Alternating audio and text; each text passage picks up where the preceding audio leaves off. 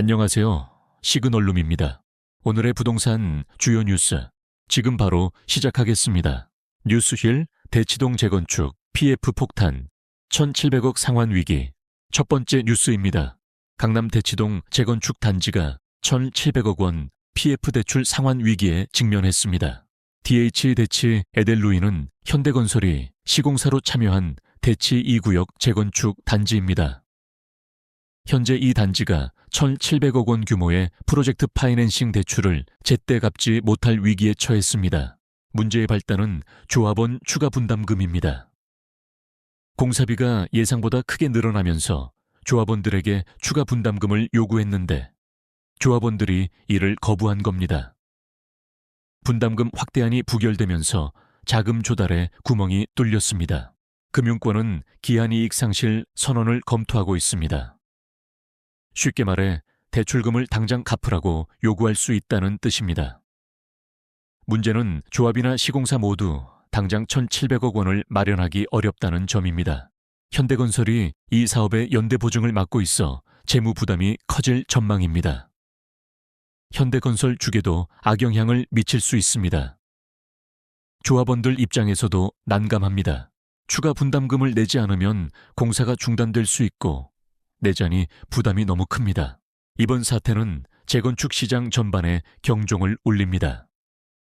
최근 건축 자재비와 인건비가 급등하면서 재건축 사업성이 크게 악화됐습니다.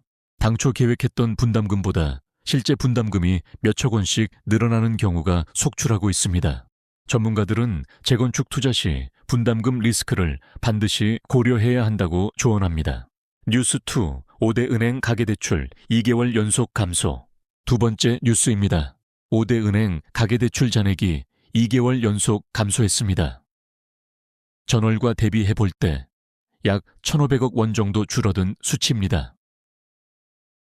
주택담보대출이 1,993억 원 감소하며 전체 실적을 끌어내렸고 신용대출만 1,300억 정도 늘었습니다.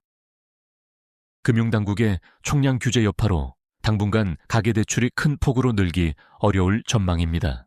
금융위원회는 14일 가계부채 관련 회의를 열고 연초 은행권 대출 영업 계획을 집중 점검할 계획입니다. 뉴스3 토허제 역효과 노원구 거래 117% 급증. 세 번째 뉴스입니다. 토지거래 허가제가 오히려 역효과를 내고 있습니다. 노원구 토지거래가 117% 급증하며 강남 3구를 제쳤습니다. 작년 10월 15일 서울 전역이 토지거래 허가구역으로 지정됐습니다. 투기를 막고 거래를 억제하려는 규제였습니다. 하지만 결과는 정반대로 나타났습니다. 토허제 지정 이후 2개월간 서울 토지거래 건수가 규제 직후보다 13% 증가했습니다. 특히 노원구가 놀라운 수치를 기록했습니다. 노원구 토지거래가 전년 동기 대비 117% 급증하며 서울 1위를 차지했습니다. 강남구, 서초구, 송파구를 모두 제치고 1위에 오른 겁니다. 왜 노원구일까요? 상대적으로 토지 가격이 저렴하기 때문입니다. 강남은 이미 가격이 너무 높아서 진입하기 어렵지만 노원은 아직 접근 가능한 수준입니다. 여기에 개발 가능성도 있습니다. 향후 재개발이나 용도 변경 등을 기대하고 투자하는 수요가 몰린 겁니다. 전문가들은 토허제가 오히려 선매수 심리를 자극했다고 분석합니다. 규제가 더 강화되기 전에 미리 확보해두려는 심리가 작용한 겁니다. 지금 사지 않으면 나중에는 아예 살 수 없을 것 같다는 불안감이 거래를 늘린 거죠. 이는 정부 규제의 역설을 보여줍니다. 거래를 막으려는 규제가 오히려 거래를 촉발하는 결과를 낳았습니다. 과거에도 비슷한 사례가 있었습니다. 규제 발표 직후 단기적으로 거래가 급증하는 패턴이 반복됐습니다. 정부는 토허제 실효성에 대해 재검토가 필요해 보입니다. 의도한 효과를 내지 못하고 있을 뿐 아니라 시장을 더 교란시키고 있다는 비판이 나옵니다.